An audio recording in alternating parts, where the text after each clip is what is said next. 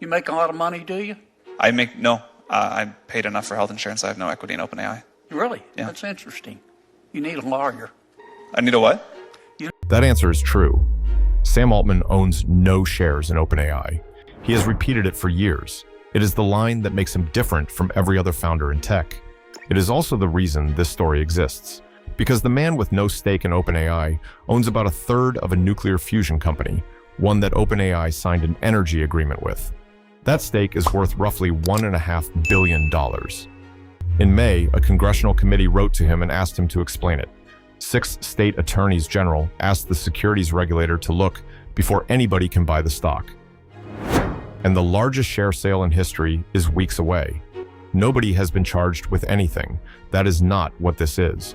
Start with the sentence itself, because it has done an enormous amount of work. May 2023. 6 months after ChatGPT, Altman is called to testify. Almost every founder who sits in that chair is, underneath the questions, defending their own fortune. Altman had a different answer available. No shares, no options. A salary he described as roughly enough to cover health insurance. It became his defining fact, repeated in nearly every profile written about him. And it does something specific. If you own none of it, you cannot easily be accused of building it for yourself, which is exactly why the question that follows matters, not what he owns of OpenAI, what he owns everywhere else. Sam Altman is a billionaire. That fortune was built almost entirely outside the company he is famous for. The biggest single piece is Helion, a nuclear fusion company near Seattle. He holds roughly a third of it. Here is where it sits. Then Reddit. He is one of its largest individual shareholders, 12.2 million shares. Oklo, a nuclear fission startup. He took it public through a blank check company he co-founded and chaired its board. Retro Biosciences, longevity research. $180 million, his own money, aimed at adding 10 healthy years to a human life. World, which used to be called Worldcoin, the company that scans your eye to prove you are a person. And Stoke Space, a rocket company, held through his family office. None of this is hidden. He has talked about all of it publicly.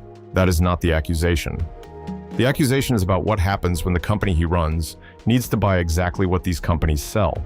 So follow one of them all the way through with dates, because the dates are the argument.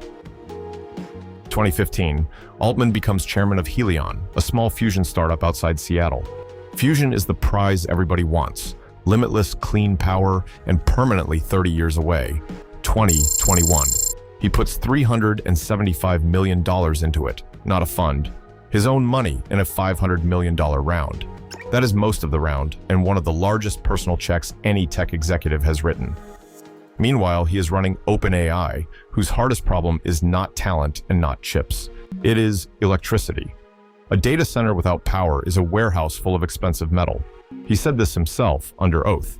A huge percentage of his time at OpenAI goes to securing energy and computing power. He was doing that job while chairing a company whose entire product is energy. 2024. OpenAI and Helion sign an agreement, not a purchase. An option to buy power later if fusion ever works. Then, according to the Wall Street Journal, he proposed that OpenAI put money into a Helion funding round of its own, hundreds of millions of dollars, into a company where he held the largest personal stake. That proposal did not go through. Reporting says OpenAI staff pushed back on the technology and on how it looked. On the 12th of May this year, Altman took the stand in Elon Musk's lawsuit against OpenAI and was asked about all of it. His answer was 4 words. He had always been recused. Recusal is a real thing. It means you step out of the room and let other people decide. So the lawyers asked him what exactly his recusal had covered. His answer, in his own words, was the decision to proceed and the final approval of terms. A deal is not a single vote. It is an introduction, a relationship, a proposal, a negotiation, and then a vote. He stepped out for the vote. He was present for the 9 years before it. Now the other side, and it is genuinely strong. He left Helion's board in March. OpenAI has never actually bought a single watt of power from Helion. The proposal he pushed was rejected. No regulator has found a violation. Nothing here has been proven in any court. This is a story about process and about who gets to check.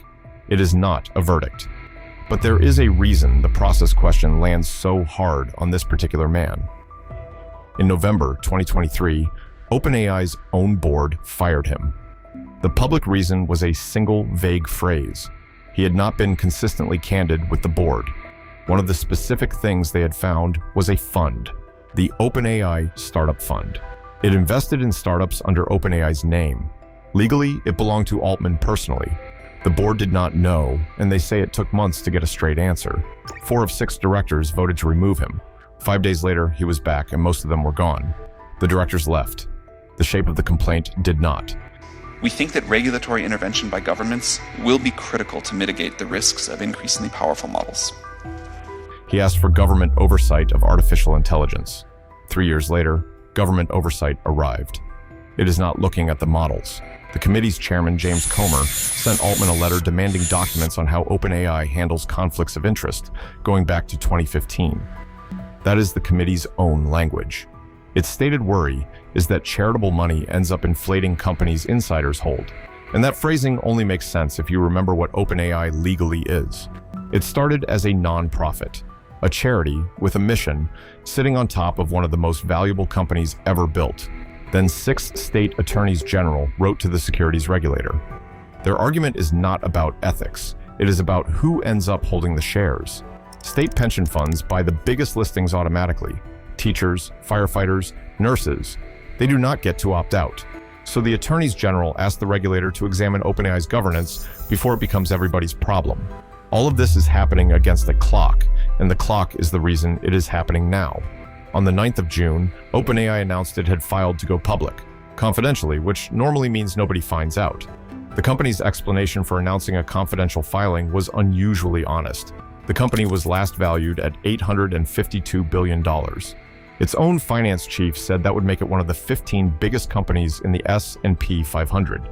The full prospectus, the document with the real numbers in it, is expected this month. And that is the moment the sentence he said in 2023 changes category. Right now, I have no equity in OpenAI is a statement about character.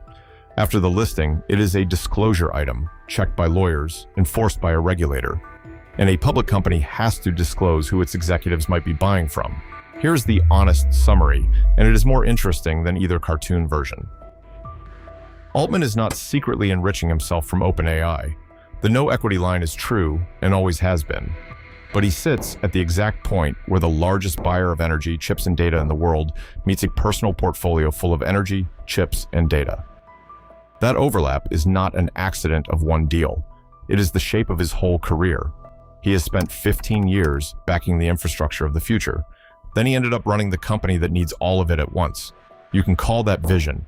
You can call it a conflict. Both readings fit the same facts, which is exactly why regulators are the ones who have to decide. In a few weeks, that decision stops being a matter of opinion. The prospectus lands, the shares get priced, and every one of these relationships has to be written down somewhere that carries legal weight. Back in that hearing room, the senator's follow-up was a joke, and it has aged strangely. You need a lawyer or an agent? I'm doing this because I love it. Thank you, Mr. Chairman. He was right that he did not need an agent. He got the lawyers anyway. He answered the question he was asked, completely honestly. The question nobody in that room thought to ask was what else he owned. In a few weeks, the securities regulator may have to ask it for them.